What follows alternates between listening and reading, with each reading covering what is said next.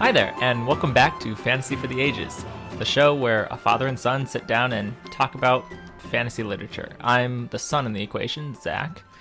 And that would make me the father, Jim. And when we say welcome back, we're assuming you're returning to our podcast. But if you are first-time listeners, go back and listen to the first 10. Yes, this episode probably will not make much sense if this is your first time hearing our voices. But we're thrilled to have you with us, nevertheless.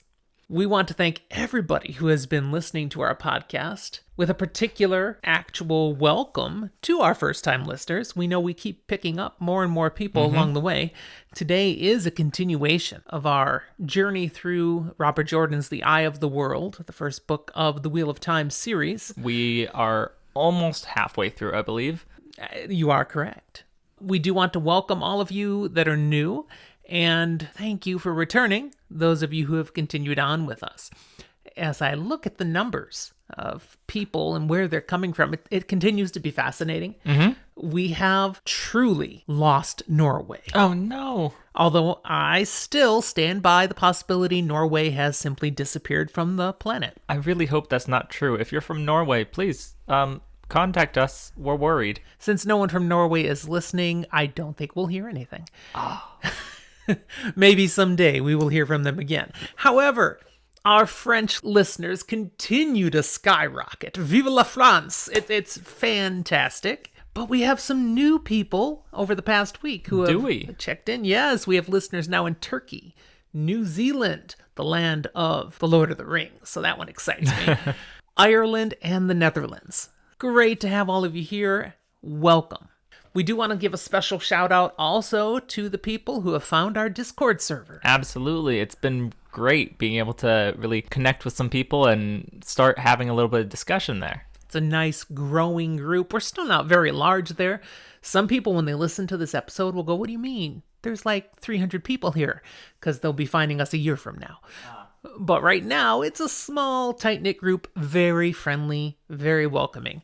So you are all welcome to join us. If you look in the show notes here, I have a link where you're invited to jump into our Discord network. We'll hope to see you on the server soon. So, with those couple, I guess, announcements out of the way, how are you doing, Dad? I am doing great. I just got back from a week of vacation out at the Oregon coast. In February on the Oregon coast, you get some days of sun and some days of the Pacific storms pummeling you. And I wanted both, and I got both. Well, congratulations. Yeah, it was beautiful. How about you, Zach? What have you been up to? Well, I have been cooking for myself this past week. Which No, that's an experience, eh? How's that ramen going for you? No, I made a great stir fry. It was delicious, very healthy, which is weird for me. Wait. I cook good food for you most of the time. Very healthy. Yeah, but I only eat things you cook like one meal a day. The rest, it's a miracle if I have something that constitutes a meal. I like to snack. I've also just finished up with a coursework for CNA. Things are moving forward with that, and I'm really happy with where, career-wise, I'm starting to head. So am I. Make a living, stand on your own 2 feet. This is a good thing from a parent's perspective. That is true. All right, we've got a good deal of content with the Eye of the World today to cover, so I think we should get started. What do you say? Let's do it. I see a lot of chapters there in your notes. Let me begin by pointing out that the next few episodes, including this one, will jump around a bit. We ended chapter 20 with the company of travelers being scattered as they were fleeing from Shadar Logoth. From this point, Robert Jordan, in the book, jumped around a bit, covering the various experiences of these core characters as they went their various ways. We've decided to put the related chapters together over the next 4 content episodes. We'll be focusing on what happened to each of the different groups. Reading it as a book, it's really nice getting able to jump between the few and never feeling like you were away from your favorite characters for too long. But when we're doing just an episode per, it's a lot easier for us to stay kind of in the same wheelhouse. It goes well with the vein of the future books in the series, too, where occasionally we'll, be, so what happened to that character? We don't even see him in the whole book. Maybe they broke a leg or something. So we're kind of introducing them to that concept of this series. Today, we're going to begin with Perrin's story.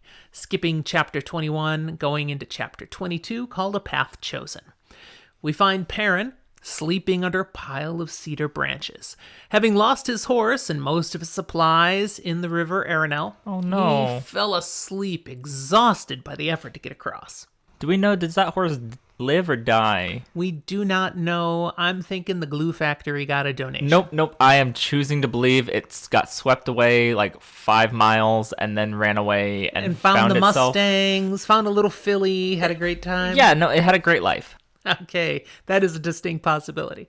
Put Zach down as fan of horses. I just don't want to see animals needlessly getting killed off in this series, okay? No animals were wounded in the making of this book. No, they can be hurt. It just has to serve a purpose. All right. So, honestly, we have no idea what happened to the horse, okay? As well as all Perrin's supplies that were on the horse, they are gone. Yeah, that's not great. He's still got his axe. He wakes up. He's partly woken up because he fell asleep under the bush, and it's a cedar tree area. He's got all these prickly, the cedar. Yeah, it doesn't prickly feel great. needles. Yeah, that's what wakes him up. And his clothes, they're still damp. He didn't have anything to make a fire with when he got out of the river. Don't do that. No. Just don't. Don't fall asleep in wet clothes? No, don't make a fire. So, I said in the last episode, Lan was very on them. When you've got people chasing you, don't make a fire. Big signal that you should come here. I'm going to keep saying it every time it happens because people are stupid. Well, it wasn't even an option for him, though. He had nothing to make a fire with. He wakes up. He's now still damp. The first thing on his mind is, ugh, this is horrible. I'm very uncomfortable. Then he's thinking, okay, so I got to do something to get warm, but, oh man, I'm also hungry. I got to do something to get some food. Kind of looks at what he's got. I mean, he lost most of his supplies, but he does still have, as you said, his axe. He also has a sling, so he could, perhaps get a squirrel or a rabbit with that. With that Two Rivers aim. But more importantly, he's missing Egwene, the one he went to the river with. She's gone. He recalls she wasn't a very strong swimmer, at least in comparison to himself. All his many years at the forge, as well as just personal leisure. So he figures she probably got swept a little further downstream, and if she made it across, hopefully she did. If he's being positive, he's sure she made it across. Perrin and positive don't really go together in my mind. In this sense, he does not want to think about the possibility that she just got swept downriver with that horse at the glue factory. No, he doesn't want to. He refuses to. Obviously, when she made it across, it was farther downriver, so he's going to head downriver trying to find her. Perrin travels several miles, carefully following the river but moving from cover to cover. Why? Because there's still shadow spawn. There's not where he Murdral. is. He got away from them across the river. And remember what you said about fast-moving water. They don't like to cross it. Right. But A, you could be seen, you could be tracked. B, there's still theoretically flying ones around. Yeah, what were those called them. again? Drakkar. Yeah. There's a good number of reasons to be cover to cover. And he doesn't... Giant mosquito suckers. I mean, that's what I like to think of them as. All right, so he does not want to attract attention from shadow spawn. He assumes they're mostly on the other side of the river, but if they see him, he's like dancing, going, yeah, na, na, na, na, they might decide to come across anyways. So he's going to keep under cover. After a few miles, he does come across some horse prints, hoof tracks, that are clearly marked with the horseshoe print of Master Luhan, the blacksmith shop where he worked. So, Two River Horse. It's like finding your watermark on an artwork that's just out there in the world. Yeah, this has got to be Egwene. He follows the horse prints. And guess what he finds? He finds a Egwene. fire. Yeah, with a fire.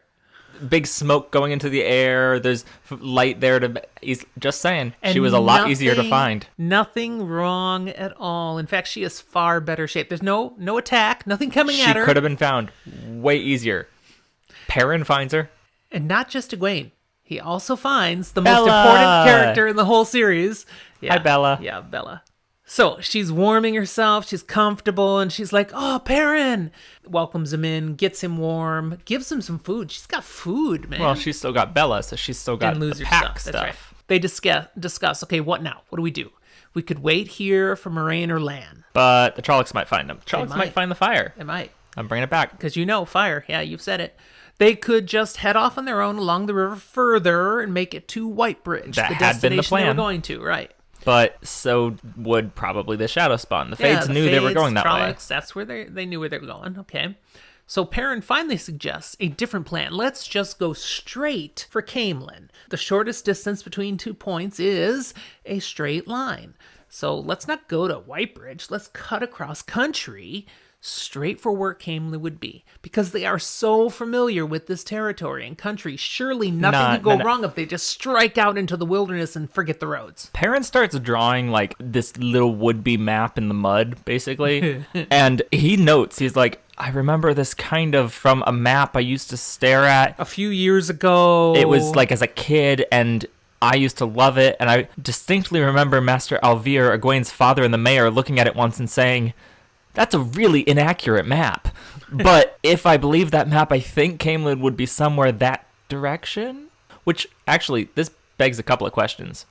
One, how the heck does Bran Alvir know that it's an inaccurate map? Someone told him. But you think he's just going to believe somebody's word? He's not a lemming. I don't know. Maybe Tam told him. A lot of these characters may have backstories where they did once upon a time travel to Caemlyn. They got out. It brings up a lot of questions when it's such a big deal that Tam left the Two Rivers, because no one leaves the Two Rivers. But people have knowledge that would only really be gained by being out of the Two Rivers. Does Tam just go around telling everyone everything? You could be the next person who decides to write the backstory novellas of all these characters. I don't think I'd get sanctioned for that. I could write it as fanfic, but I can't get money off of it then. Who needs money? Me? And so do we. And if you'd like to support us on our Patreon page, the link is at the bottom of the show notes. Shameless plugging. Good job, Dad. You've got it. All right, so, hey, Egwene says, Perrin, that's a great idea. Let's just cut cross-country to Caemlyn. What could go wrong? A lot. Foreshadowing. Okay, so they leave the road because, the Fades and Trollocs, they figure they're following the road. They think they know where they're going. Nope. Off we go. Takes us to chapter 23, which is called Wolf Brother. Remember that. Sees Perrin and Egwene traveling cross-country now. Mm-hmm. Perrin had been surprised that Egwene so amenably allowed Perrin to establish the plan for traveling directly to Caemlyn. Unfortunately, she didn't stay so amenable. Nah. I mean, the challenges begin with Egwene's insistence that they will take turns on Bella. It seems the further they get from the immediate danger of Trollocs, the more Egwene slips back into Egwene, which makes sense. You're less in a panic, tell me what to do, and more a, no, I got this. I'll tell you what to do. Yeah, I will tell you what to do. Perrin's like, you just ride Bella, I got this, let's go. And she's like, no, there is no point in either of us being exhausted. We will take turns riding on Bella. I picture Bella, who's looking at Perrin going, dude, you're huge. No, talk to the woman. Talk to her. You don't need to ride me. Bella's used to pulling a cart by herself. The book describes it. The first time Perrin gets on, Bella is like, ugh. And the look in her eyes, I remember it being described that way. She's like, really, dude? Lay off the potatoes. Oh. He's not fat. No, he's not, but he is a sturdy, big man. And Bella is not a large horse. She's not a war horse or anything like that. No, but she's strong. She's like, Egwene is nice. Perrin is, oh, man. Okay, let's keep going now. Is it Egwene's turn yet? I also got the impression that Perrin was always kind of one of the less accomplished riders and was more likely to be like squeezing a little too hard with his legs, especially with his strength. And it's not good for the horse. Egwene will have her way, so they're taking turns on Bella, despite Perrin's preference. They make camp at the end of the first day, and Egwene begins setting up for a fire. Perrin goes off hunting. He knows she can take care of the fire. Obviously, she had one the night before. Yeah. Gonna go try to catch a rabbit. He gets lucky and very quickly does catch a rabbit. Okay, let's cook this thing. And he finds Egwene. She's got the fire all set up, except nothing's burning. The wood's all set up, and she's just sitting there kneeling next to it with her eyes closed like she's, Zen meditating. What is going on? And he's like, that won't start the fire. You maybe want to light it? Like, get your flint and steel? And then she says, I didn't have one. She doesn't say magic, but she used magic. She used the one power, just like Moraine had taught her. And he's like, you did what? Yeah, Perrin flips out. Yeah. because she's not trained. That's she not really safe shouldn't be for doing anyone. that. Yeah. So he says, don't ever do that again. You need to go and get training before you use the one power. And she's like, don't you tell me what to do. Perrin almost says don't even necessarily get training, just stop messing with the one power. He seems very afraid of it. She refuses to consent to his desire that she not use the one power to make fires. But she does at least agree not to try again tonight. Which I think, truthfully, has more to do with the fact that she feels kind of ashamed that she wasn't able to succeed after like half hour, 40 minutes of trying. So he makes a fire bow and gets the fire going. Have you ever made a fire by getting a couple sticks and scraping them together? Bow? Yeah. No, I've used flint and steel. I've done various other things, but just by the friction with wood or any of that kind of size. Now, technically, a fire bow is not precisely just like rubbing two sticks together. It's making a contraption of wooden string to twist another stick into a log, and that with twisting makes the friction for fire. Yeah. So it's a little different than just like rub, rub, rub. I like to think these fantasy novels, though, make this sound easier than it is. I'll just get a fire bow and do it, and boom. And no, that's still hard work. I do imagine people who maybe like the Two Rivers folk had more experience than you or I would have an easier time than you or I, but it's not easy. They do get the fire going. They cook the rabbit. It's very nice. Yay. They continue on day after day, working the same manner now. They're making what they consider good time. They're not running into any issues other than they're not finding any more rabbits. They're having to settle for wild tubers, young shoots, potatoes, the odd mushroom they come across. Boil them, mash them, stick them in a stew. Yeah, let's not start mixing up our novels. Isn't that the whole point of this podcast? Yeah. There's just the two of them, and then their third companion would become hunger. They are definitely getting pretty hungry as they travel. You mean the fourth companion? There's still Bella. Oh, sorry, Bella. I have insulted the creator. My mistake. And Bella's got to eat too. Yeah, but Bella could just eat the grass. There's plenty of grass they find. The others can't live on the grass. One wrinkle comes into their plans. Mm-hmm. They had figured that as they just take off cross-country, they'd be able to double-check with people as they come across farms and villages just to make sure, we're going the right direction. They find no farms, no villages, no nothing. This is a very unpopulated territory. Not a dwelling in sight, not a road in sight. There's woods, and more woods. A couple of times they come across some abandoned relics of civilization, but like things that have crumbling been walls clearly and not stuff. populated for a long, long, long time. Archaeologists would be checking out the territory. So they're feeling pretty alone. Perrin's dreams, unfortunately, kick in again during this time. The spooky stuff is happening again. Egwene, she's having dreams too, but they're just nightmares about Shadar Logoth. She complains about these things, and like Perrin's like, oh yeah, that's so bad. He doesn't talk about his dreams, because they freak him out, of course.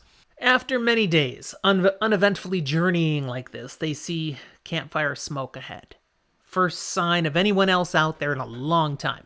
Perrin carefully sneaks ahead to investigate. Hold on, did you say they found someone because of a fire? A campfire. Yeah, see? Fires. Don't light fires, you get found. But see, this person, whoever's up there, wants to be found. That's right. The oddest looking fellow that Perrin has ever seen. Oh, yeah. He's dressed in a strange patchwork of animal furs, long graying brown hair, and a ponytail down to his waist, thick beard across half his chest. He's kicked back, relaxing in front of a fire that is roasting 6 rabbits on spits. Now, Perrin hasn't been able to even see a rabbit, not fail to catch one. Hasn't even seen one. This guy's got 6 of them roasting over an open fire. Nice job. Yeah, Perrin's like, oh, man. You can picture his stomach is gurgling. He's starting to drool a little bit. And this guy who's sitting there kicked back with his eyes closed opens one eye and says, hey, you done drooling? You and your lady can come join me, Like, what? And this guy says, I have seen, after all, you haven't eaten very well the last couple of days. Perrin's like, you've been watching us? Well, yeah, Perrin, you guys have been lighting fires as you go. Of course he's been following and watching you. I don't think they've necessarily been lighting fires. How else are they cooking their tubers? No, they've been eating wild tubers. They haven't been cooking them. You have to cook wild tubers. You can eat a raw potato, dude. There is a very good chance that various tubers that are not potatoes are poisonous uncooked. They probably know the difference. and therefore would cook them. I don't remember it saying they were cooking their tubers. It does. It says that they were lighting fires. Okay, it did say they lighted fires other nights because Egwene tried to light them with the one power Every again time. and failed every time. But you're right. But they do light the fires. All right. I make note of the fires. You have this thing about fire, man. Fire.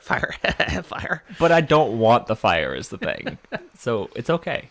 All right, so this man who has now welcomed them in, Elias Makera. He has... Makera? That's how I say it. How do you say it? With more of a Machera? Mashera. Mashera. It's a Could be kind of a Makera. softer. Mashera. Well, That's one of the fun things it about how you the will. books. You can pronounce them however you want. I'm kind of curious what the book says. Go ahead, look up the pronunciation. I always said Elias Makera. You think this would be I've under... heard some people say Elias. I saw Elias. I like Elias. So he welcomes them in, and Egwene and Bella, they come and join. And, Perrin is somewhat disturbed to notice something unusual. Now, I already described his weird appearance, but he sees his eyes. This guy has yellow eyes. Machera. Machira? How did I say it? Makera? Okay. I think I meant Machira. All right. Elias Machira. And he's got yellow eyes. And when you really stare at them, they're more like golden, like polished gold. They're glistening a little bit. And this is not typical. No, there's something familiar about it, but it is weird. Elias asks what in the world they're doing out here. Because there isn't another house within 50 miles of their current location. Well, I in guess any that's why direction. they weren't going to find anybody. Yeah.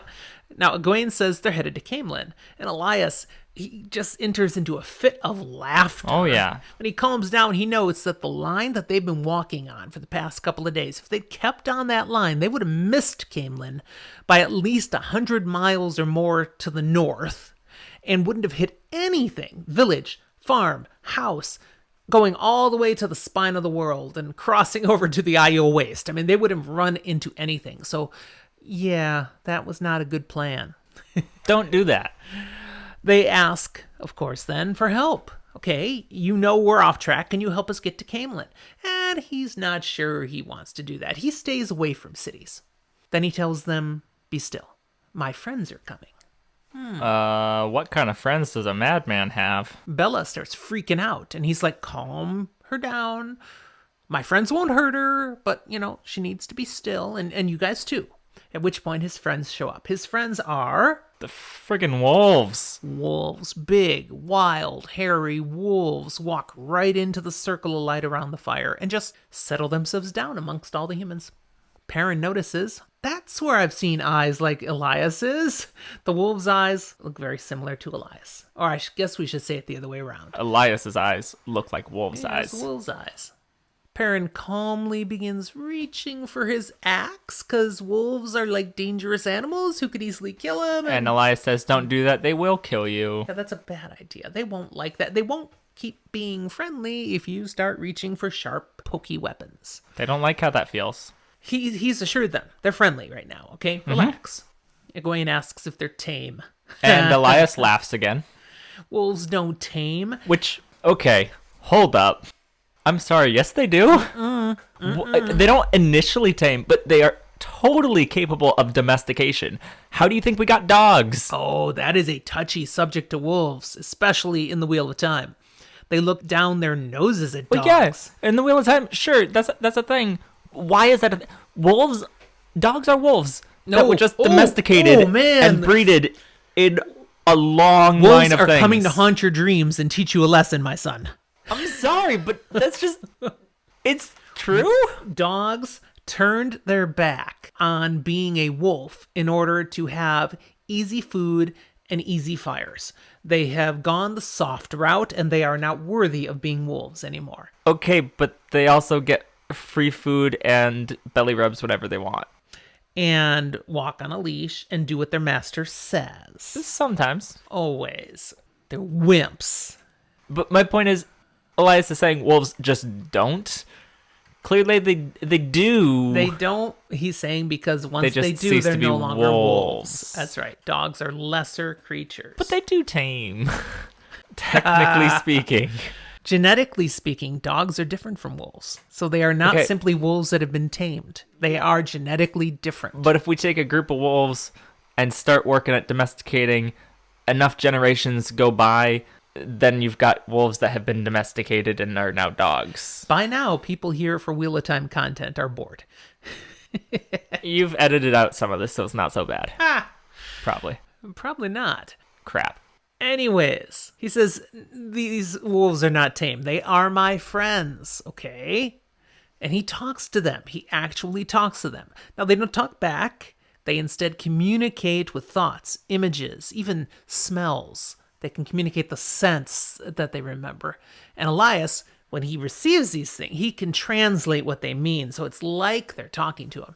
These even translate as far as to know the names of the wolves. Which are not singular names initially, but rather a complex series of images, emotions, feelings But he that translates. translate into And these names. particular 4 wolves are Dapple, Burn, Hopper, and Wind.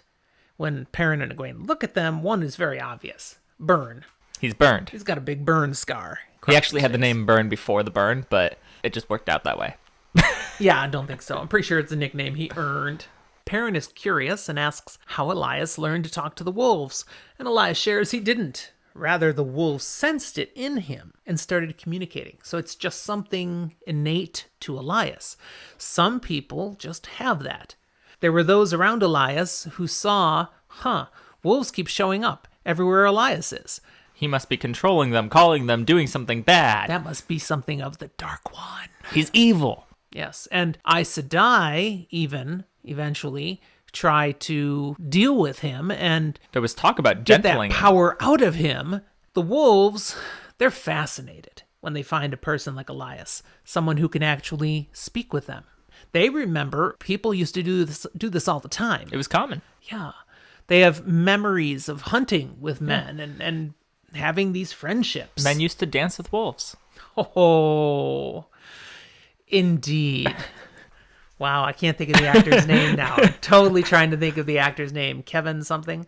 I have no Is that idea. right? I don't think I've ever seen. Played Robin Hood, played the Kevin Costner? Postman. Kevin Costner, yep. He's like, thank you for giving me a little plug. Dancing with Wolves. Isn't it Dances? Dances with Wolves, Dancing with Wolves, Dances. I think it's Dances with Wolves. He won an Oscar or 2 for that. And now I've never we can seen barely it. remember the I've name. never seen it. It was way too long and I didn't bother to see it. Sorry. Not nearly as fascinating. I did see The Postman, which didn't win any Oscars. And I saw I've never Robin heard of Hood. that. I saw the ones that aren't acclaimed. That's the one with The man who's in everything with the rich voice. Morgan Freeman. that wasn't who I was gonna say Well, who who you it were going was, with? but I was Alan Rickman. Oh, yes, Severus Snape. He shows up That in was a the number name of I was trying to things. think of. And Die Hard. Wow, we are really going off the deep end on this now. Okay. Die Hard is fantasy, apparently. We got there from wolves, people. From wolves. We danced around a lot. Okay, so Egwene asks, okay, As she always does. can you teach us how to talk with the wolves like you do? I just love here. Egwene's not afraid. Egwene doesn't think it's weird. Her instinct is, I want to do that. I want that. And he's like, no, you can't learn how to talk with wolves. Some can do it, some can't. Then he says, now the wolves say, Perrin, you can do it. I'm sorry, what? Perrin's like, this guy is nuts. I can't talk to wolves. Then he notices all the wolves are looking right at him. Kind of expectantly like, dude, yes you can. Let's chat. Hi, wolves. Elias then shifts the conversation. He asks, why are you actually way out here if you're on your way to Camelin? And Egwene starts into a cover story. She and Perrin had concocted this story in case they came across anybody asking, what they're doing, so that they don't have to actually explain. They politely, Elias politely waits, lets her go through her whole spiel, and then says... And she's doing it because they're telling a bald-faced lie. Yeah. And Perrin lies badly. He can't, not really. No, his face says, hi, listen to my words. I am lying. Yeah, the whole blushing thing. So Egwene goes for it, lays it all out. It's all done, and Elias says, That Dapple says it's a sack of shit. pretty much. Yeah, they can totally tell. You are not telling us the truth. Egwene's like, "Oh, well, fine. If you think we're not telling the truth, maybe we'll set up our camp somewhere else." And he's like, yeah, normally that'd be a good idea, but the wolves and we can smell Trollocs and half-men like all over your thoughts. Everywhere. And we kind of want to know why. In essence, they're thinking, are you in league with the Shadow Spawn? Because we don't like them. We don't like them at all. Which, to the Two Rivers folk, is relieving, but a little surprising. I mean, Trollocs kind of look like wolves. And they've kind of had this image that wolves are, bad. You need to watch out for wolves. They're nasty. They'll kill you. But apparently they can, but they prefer not to. However, right now, the wolves do look a little nasty. When, Trollocs, half men, and now everything seems tense. And They're kind of working into a little bit of a frenzy themselves. And Egwene's like, and Perrin says, okay, let me tell you how it is. And he rolls out the whole story. Now he tells the truth. I'm not sure he really leaves much of anything out. No? He does, I think, not tell them about some of their other companions. He loosely makes it seem like it was like he, Egwene, and Moraine Lan. Yeah, he definitely mentions the Aes Sedai. But he does not mention Random Mat. And so they are heading on to Caemlyn on their way to Tar Valon. They need help from what they're being chased by. Elias comments on not really holding much with Aes Sedai, and this is where he lays out the fact that when he first had these issues with wolves, the Red Ajah, who are the ones who go after male channelers and gentle them, they wanted to gentle him. And he's like, no, it's not the one power. And they didn't care, and they tried to capture him. And he basically told them they were Black Ajah for trying this, and they don't like being called Black Ajah, which means they are dark friends. Uh-oh. Yeah, and he had to fight his way out. He actually had to kill a couple of warders to Nasty escape. business killing warders. Yeah, he did not like doing that, and he'd rather not have to again, so he stays clear of Aes Sedai. And his recommendation would be that they stay clear as well. It's a nice little lore drop with a whole lot of missing details. Yes. Foreshadowing, you may learn more about this later. Might take a while. Perrin comments that, with Fades, Trollocs, Drakkar chasing us, we don't have much choice. We have to go to the Aes Sedai. Elias says, you could stay with me.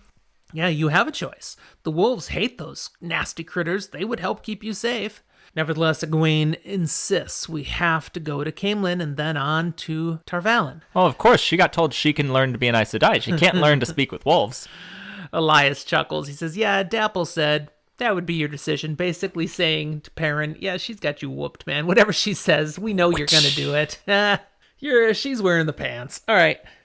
She's pretty clearly wearing a dress. And yeah, surprisingly, though, Elias announces that he and the wolves will travel south with them for a time. They will help them.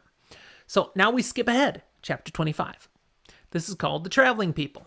Egwene and Perrin, along with Bella, travel now with Elias. Sometimes 3 of the wolves, Dapple, Hopper, and Wind, are traveling alongside them. Other times you can't see any wolves, but Elias assures them the rest of the pack is nearby. Close enough to help if need be, but far enough off to avoid any human trouble. As the wolves see it, anytime you're around humans, there's trouble. So we don't like to be near the people. They travel south in this manner for 3 days, with Egwene and Perrin eating way better than before. Oh, yeah. Yeah, the wolves kindly bring them rabbits and squirrels. They're great hunters. And Elias points out plants that they can consume, supplement their diet. Rather than just like, well, you could try to eat that one, but maybe it'll kill you. The afternoon of the 3rd day, they come across a considerably sized stand of trees, and as they approach, 3 large mastiff dogs come bursting out. Hey, look, scary dogs. I wonder if they're like domesticated, descended from wolves. Shut up. Perrin grabs his sling. He's going to fight off the dogs, and Elias is like, nope, stop. I got this. Lets out some whistles, some tones, and the dogs, they calm right down. They even start wagging their wolves? tails. You called them wolves. Shut up. They start wagging, and they're happy now. Elias knows the dogs. They go on with the dogs into the trees, and they find a group of Tuatha'an, the traveling people also known as Tinkers. What do you know about the Tuatha'an, Zach? So there's a couple things here. One, a lot of the world that we know of, especially people like Two Rivers folk, view the Tuatha'an negatively. To our modern sensibilities, they share a lot of similarities with like the Romani people. They are peaceful, they travel, They do their thing, they're very colorful, and they do tinker and like to fix things, especially things made of tin, like pots, therefore earning the nickname Tinkers. Now, there is a lot to be said about these people. We learn some over time, but truthfully, for about 90% of this series, I don't care about them at all. They actually do play a significant little role. Yes, a significant little tiny. They do almost nothing. But there is a key part of the overall story. Don't care that's revealed through them. But a lot of their most important aspects of who they are and things that would be very interesting to dive into never come up really, and we don't care about it, and it doesn't matter in the grand scheme, and it maybe even doesn't exist. Tuatha hater. Like the song. Okay, let's move into that then. What do we learn about the Tuatha? Okay, they've been wandering the world in their own little group since the breaking of the world, seeking a song. They have no idea what the song is, but they believe if they ever find it, it will mean the return of the paradise of the Age of Legends. They are pacifists, meaning they will do no harm to anyone, even at the cost of their own lives. They believe if they allowed someone to hurt them, that person, by hurting them, would be hurting themselves, and they want to cause no harm for someone, so they will run away to the best of their ability so that person can't hurt themselves by hurting them. Yeah. It is this deep conviction they have.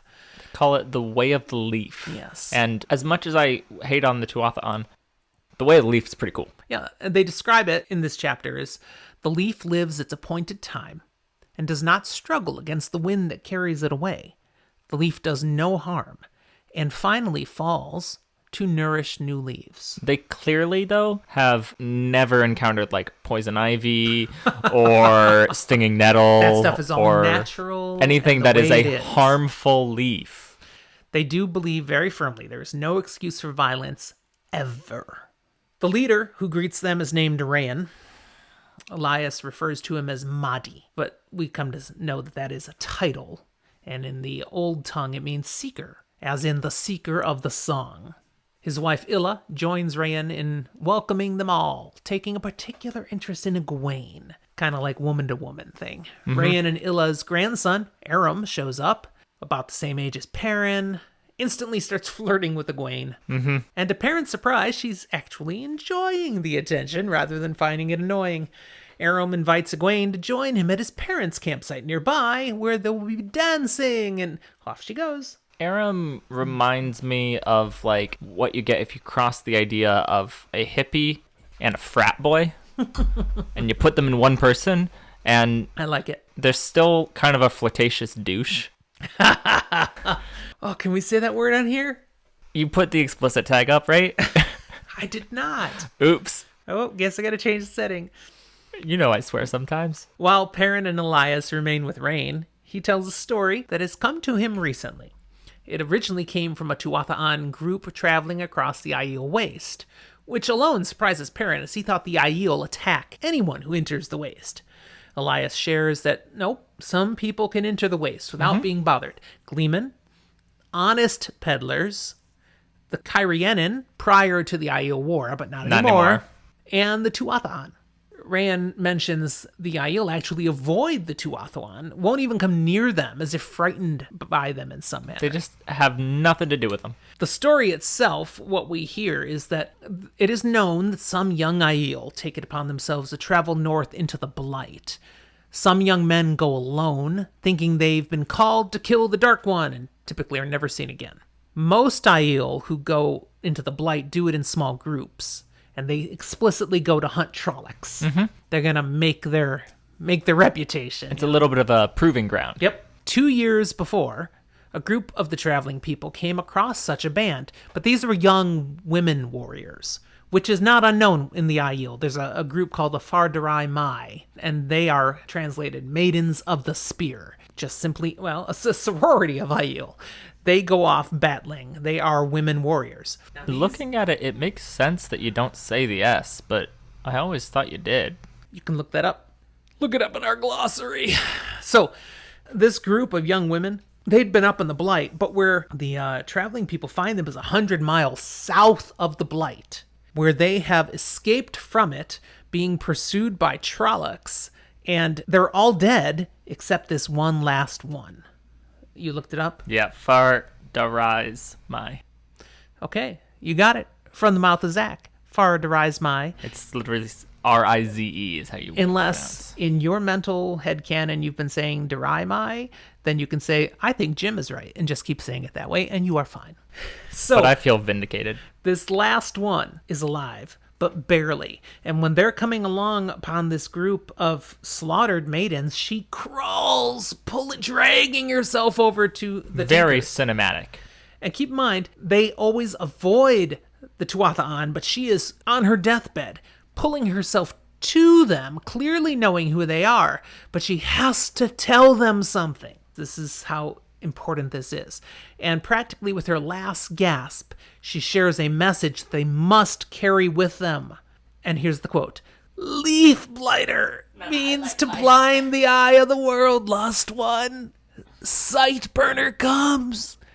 Tell them to stand ready, for he who comes with the dawn. Tell them. She dies Monty Python style. The castle of... Jinx. This message didn't make much sense, but there it was. And now they've carried the message out and shared it with another group. And so here's Rayan sharing it with Elias. And Elias is like, no, that doesn't mean anything to me. I mean, he knows a couple things. Yeah. Leaf Blighter and Sightburner, those are names for the Dark One. Yes, Aiel names for the Dark One. But it means nothing. Yeah, that's it. So. The rest of the message, no clue. Okay, so Egwene returns now. She's had a great time with Aram. Oh, yeah, they've been dancing. Oh, yeah, she's Everybody all flush from loves dancing in this world. Perrin is a bit disappointed that Egwene chose to go off and have fun in the midst of what they are experiencing. And when he says as much privately to her, she actually flings her arms around him and breaks down in tears.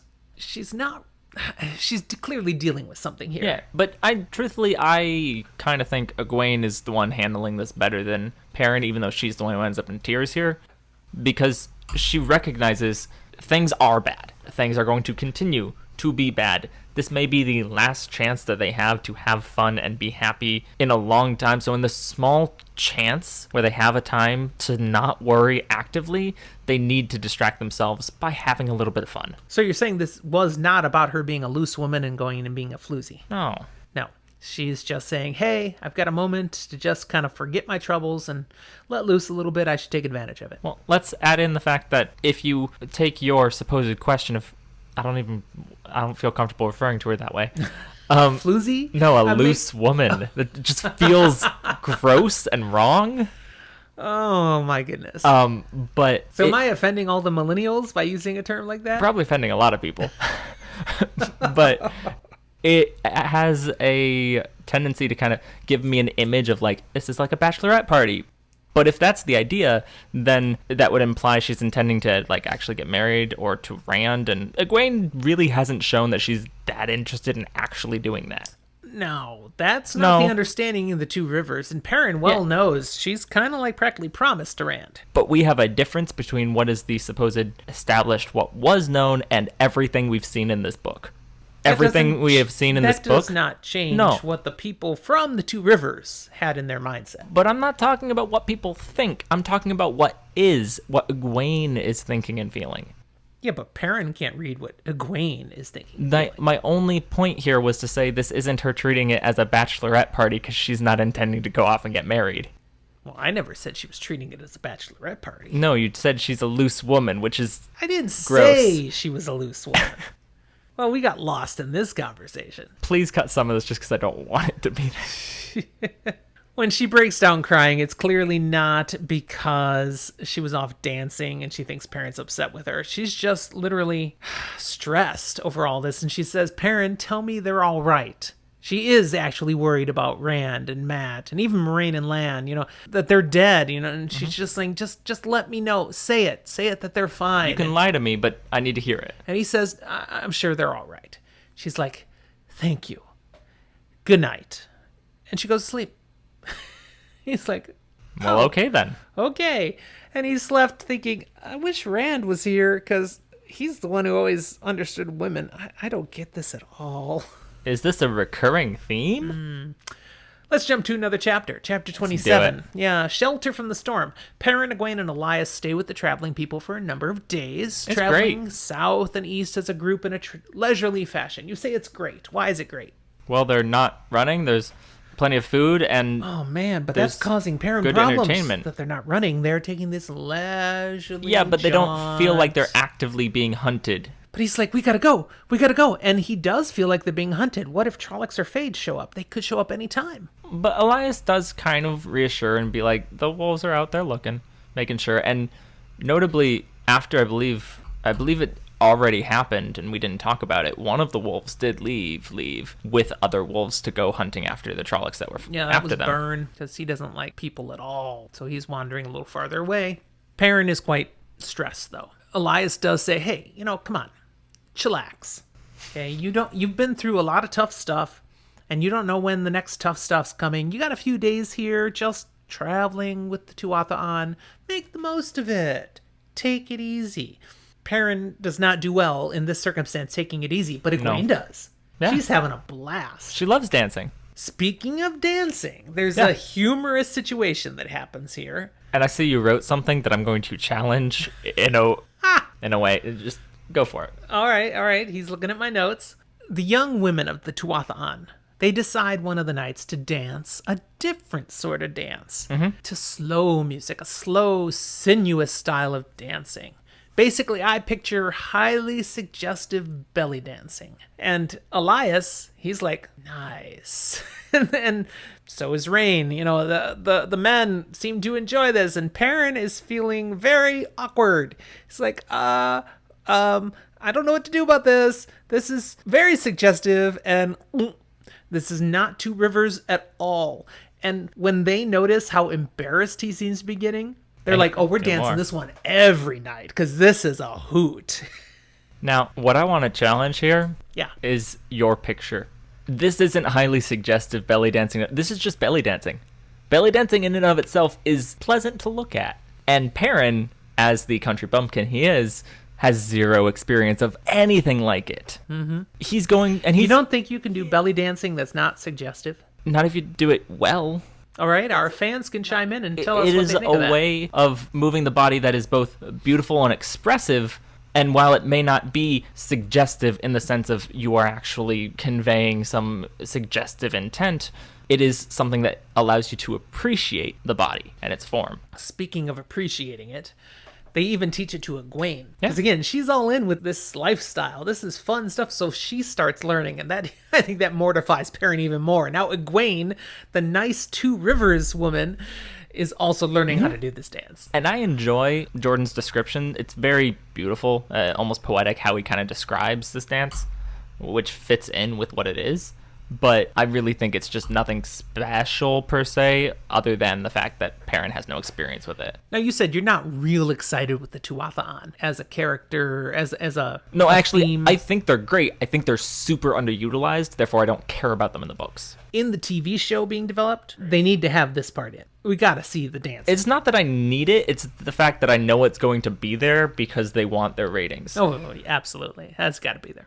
Being around the Tinkers. This is actually as they spend more time with them causing an internal conflict for Perrin. Mm-hmm. He sees how they live. He's learned about this way of the leaf, and he sees how happy they are, how content. Mm-hmm. And he thinks they are idiots. Because what if Trollocs come? What if bandits come? And you're not even going to defend yourself? I mean, you have to be ready to protect those you care about and stand up for yourself, or others will constantly take advantage of you. But they won't, and yet they are so happy. And he's picturing, it would be really nice to be this happy and content. He stands ready to fight for what's right, but he's not nearly as happy as he sees these people are. No. So this is a struggle for him. To an extent, chosen ignorance can be bliss. Two other things are noticed by Perrin during his time with the Tinkers. One, his dreams have returned to normal. Since he's been with the Tinkers here now, he's not seeing Baalzamon and those visits in his dreams. And there's no denying now over these days that he can regularly sense the wolves. He's not talking to them or anything. No, he but refuses to. He's not even trying. when they're there, he doesn't have to see them. He knows they're He can there. know right where they're at. He feels what they're feeling. He can even tell a little bit about their individual identities. He can sense recognizes which one is differences which. amongst the wolves. This is really troubling him. It's like, I don't want this. I do not want to be something like Elias. Am I going to grow my hair in a ponytail and start wearing animal furs? Am I gonna grow a beard? Are my eyes going to turn freaky golden? I don't want this. Start of the series, Perrin doesn't have a beard, does he? No. After many days with the Tinkers, Baalzamon does finally come into one of Perrin's dreams. Uh-oh. Yeah. This particular dream, it's described. It starts pleasantly enough. He's actually in the kitchen of the Wine Spring Inn, and Marin Elvire, Egwene's mom, is working at some baking, and he's just sitting there hanging out with her, and a wolf walks into the kitchen, which seems perfectly normal in the dream. Just sits right down. Yep, facing away from Perrin, like watching out the door. A little later, Baalzamon appears, and the wolf rises and, gets all threatening to Baalzamon. Baalzamon comments on the wolf. Is this what you have to protect you? Well, I have faced this before. And with that, he burns the wolf to ash. It's painful. Yeah. He goes on to turn his attention to Perrin and says a few key phrases worth quoting here. He says, you cannot run from me. You cannot hide from me. If you are the one, you are mine. The eye of the world will consume you. I mark you mine. At which point he directs a raven at Perrin, who attacks one of his eyes, and then Perrin wakes up. He sees Elias there next to him, about to wake him up. He hears in his mind ascending from the wolves. Fire, pain, fire, hate, kill, hate. Elias says, it's time. Get up, boy. It's time for us to go. Now, up until this point, Elias had said, hey, relax, spend your time with the Tinkers. Chill. But he'd also mentioned, I just have a feeling. We're not supposed to leave. We're supposed to wait. When we're supposed to leave, we'll know. I just get this gut feeling sometimes, and I've learned to trust it. And now he's saying, okay, now it is time to go. Let's go. And it just kind of seems to coincide with this dream. Couple questions. Yeah. One, do we have any idea who this wolf is? It doesn't say in the book. No. And I'm trying to think, I don't think it could be any of the three that we've met who are still around. Yeah, I don't believe so. And spoilers, we can't talk about why it might not be. They are now going to leave. They get Egwene as well, and they're quickly preparing to leave. And despite the urgency, however, Rayan says, wait, we must be able to say goodbye. So all the Tuathan, we got to get them all roused and ready. There's a formal ceremony, and while this is all happening and we're trying to get going, Perrin's like, I thought my dreams were safe. I kind of thought the wolves maybe were protecting me, just like in the dream where that wolf was. And he hears a sending from one of the wolves. It says, not complete, except full heart, full mind. You still struggle, only complete when you accept. So there's an acknowledgement. Yes, the wolves are there trying to help him, but they can only partly help him because he won't let them help him more. And then he learns something else he can do. He forces them out of his head. Yep, I don't want to hear this. He didn't know he could do that. He didn't know he could do that in his dreams. He didn't know. Yep. And the chapter closes with a great line. Lay it on us. So Perrin's eventually kind of going, you spent so much time dancing, you spent so much time with, I say Ela rather than Illa. What were you guys talking about all the time? And she goes, well, she was talking to me about things, how to be a woman. Things. And Perrin just laughs and like, teach you how to be a woman? Nobody teaches us how to be men. And Egwene just turns back to him and right in his face goes, that is probably why you make such a bad job of it. And she won. She won that conversation right there. Indeed. Let's move to chapter 29. Yeah. Eyes Without Pity. Elias sets a brisk pace now, with Bella, Egwene, and Perrin working hard to keep up with him. He's on foot, but they are really having to push to catch up. It's like he's trying to make up for lost time now, all of a sudden. And he seems more careful at night. Small fires, doing nothing. You like that, small fires. Trying to leave no trace of passing. Elias seems to be trying to watch around them constantly, all directions, as if he senses something's out there and he's frustrated he can't see what it is. Mm-hmm. Also, as they journey, he starts going around every hill. He refuses to go up on higher ground where their profiles would be visible. They're trying to be quick but stealthy. He's also keeping them very quiet. When they actually ask, why are we needing to be so quiet? He's like, shh, not so loud. When they eventually come to a ridge too wide to reasonably go around, then Elias creeps up at a crawl. He makes them wait at the bottom of the ridge.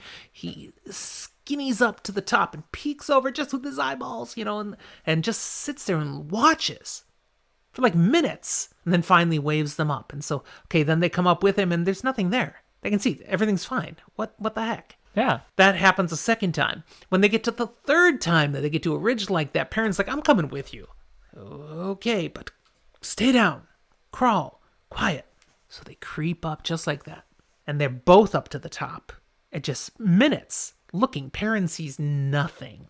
What the heck? This is stupid. And he finally blurts out, we're wasting time, as he starts to stand when a flock of ravens bursts out of a nearby stand of trees. They spiral in the sky and then all as one horde head straight south. That's not good. And Perrin recalls, ravens, dark ones, spies. Crap! Yeah. He asks why Elias hadn't let them know that's what they were watching for, and he says...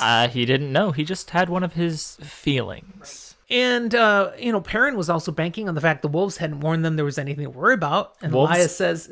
Don't look up. They don't look up. They wouldn't even notice something like that. Now they have a problem. Ravens in front of them may or may not have seen them.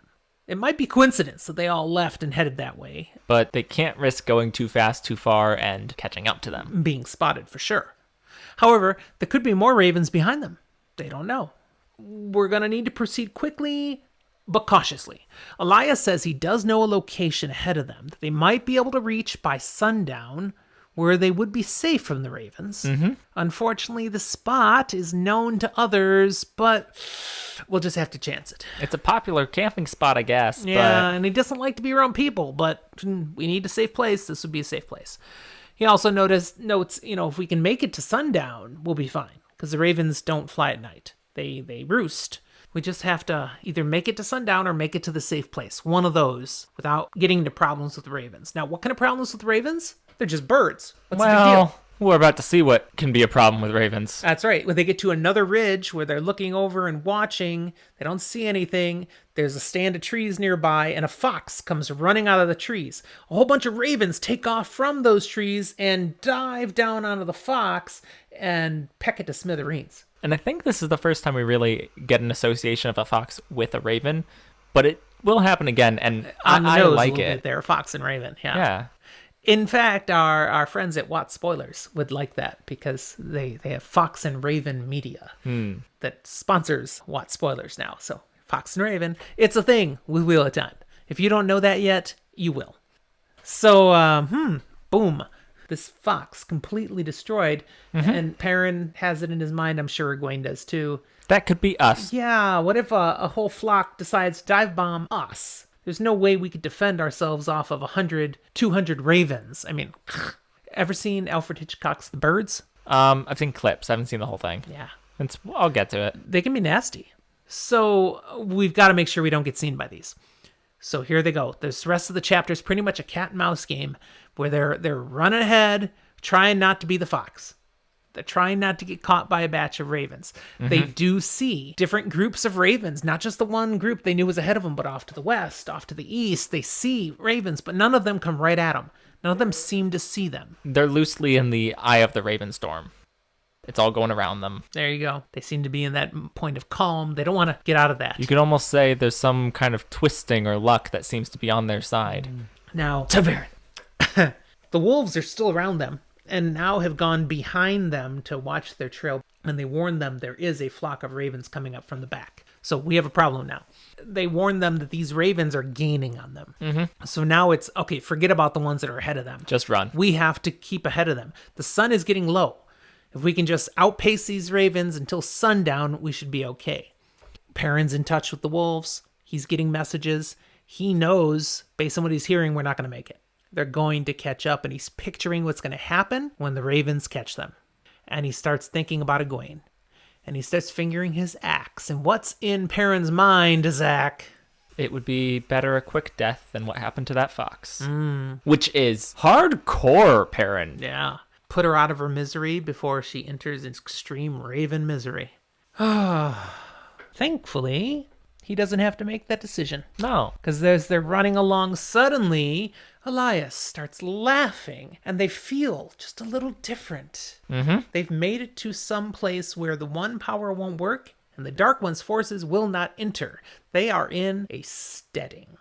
What the heck is a steading, Zach? So there's a couple of things I can say, but the first thing I need to say is we don't know. And we never will find out. They exist as a peaceful place, exempt from the power, possibly not of this world, kind of. It is a home for a group of beings we've yet to meet.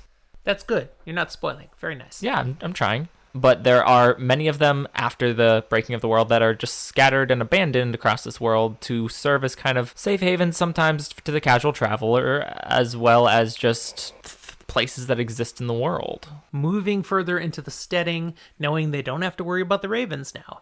They make it to a pool of water, they drink and refresh themselves, get out some food, they relax a little bit. While they're safe in the steading, they come across a big rock that looks like an eye.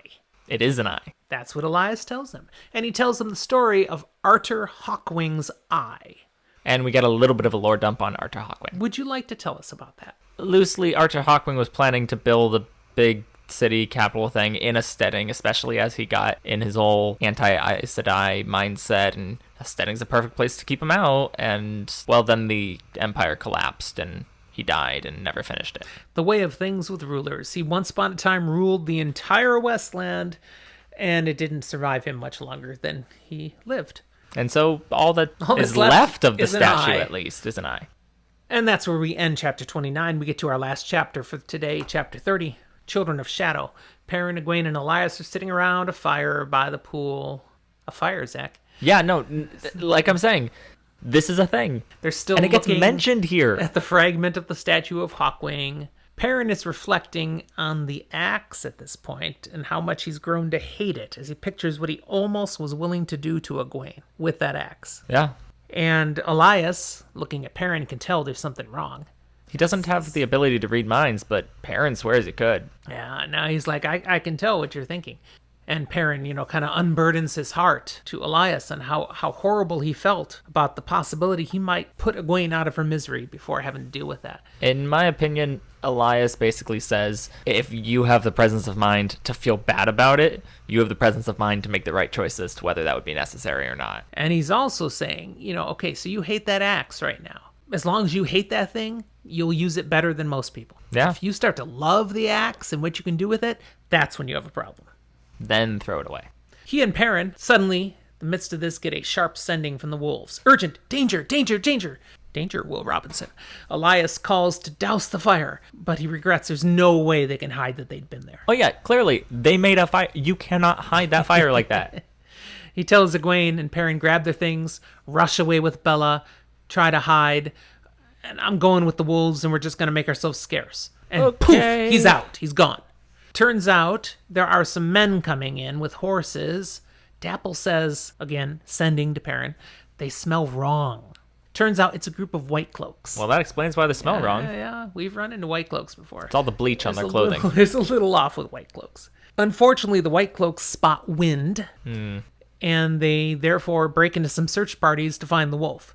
In searching, they find Perrin and Egwene. Oops. As the white cloaks force them to surrender, Hopper rushes out to help. Yay! He attacks the one threatening Perrin and sending feelings, run, run! And then the white cloaks kill Hopper. Not so yay. Perrin is mind-linked with Hopper. When Hopper gets speared with a lance and then multiple lances, and Perrin, in essence, feels Hopper die and goes red. Just in that agony and that loss and that feel, he goes berserker mode. And the next thing we know, Perrin's waking up.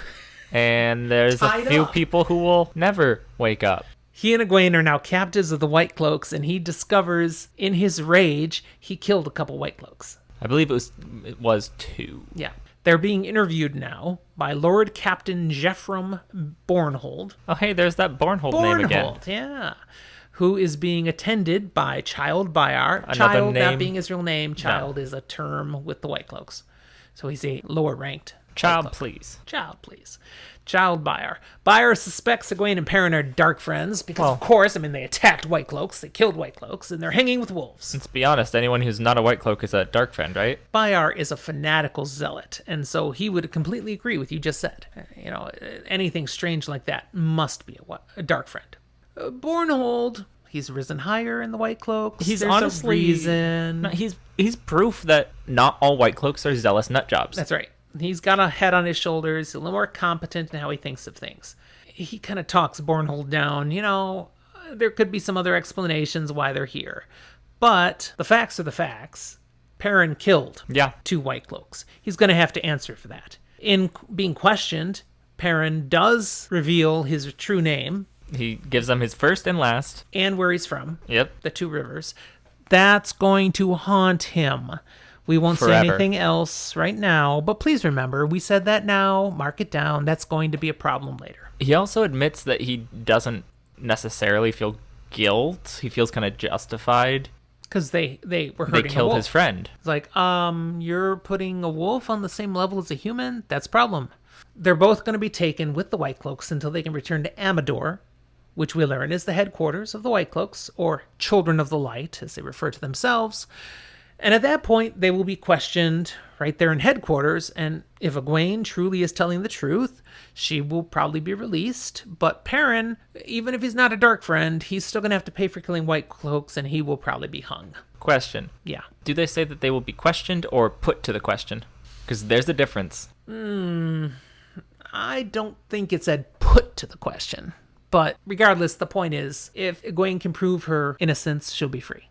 Now, maybe she can't prove her innocence. She's a witch! But the way Bornhold says it, you get the idea. He means it with some integrity. That if she's legit, she'll be okay. To the best of his ability, that's what would happen. But Perrin, he's a goner. Perrin's gonna die. Most likely. So with that cliffhanger, we've covered enough to stop for this week. We'll leave Perrin and Egwene there for now, in the clutches of the White Cloaks. Do they live? Do they die? If you've read the book, you probably know already. Next week, we will return to Matt, Rand, and Tom to see what's going on with them after they escaped Shadar Logoth and got on to the Spray, sailing down the river. We'll see where they went on to. If you're reading along and want to be prepared for what we cover next week, make sure you have read or reviewed chapters 24, 26, and then jumped over to 31 through 34. So we're going to cover 6 chapters in that next section. And with that, I would again invite and encourage you to subscribe to the podcast, rate and review us anywhere that you listen to your podcasts. If you have anything that you want to share with us or ask questions or give suggestions, use our email, fantasyfortheages@gmail.com. And if you just want to get in touch with us, hit us up on any of our social medias, be it Facebook, Twitter, Instagram, or even come talk to us on Discord. It's a growing little family. Absolutely. Again, links to all of these ways that you can connect with all our social media are in the show notes. And we invite you to become patrons. Join our Patreon group. The link to our Patreon page is there as well. Just a little bit of support from you says, attaboy, we like you guys, keep up the show. But it also can earn you some benefits, like being able to join us live in our recordings and participate with us in some enhanced ways as part of our podcast. And with that, we'll talk to you next time.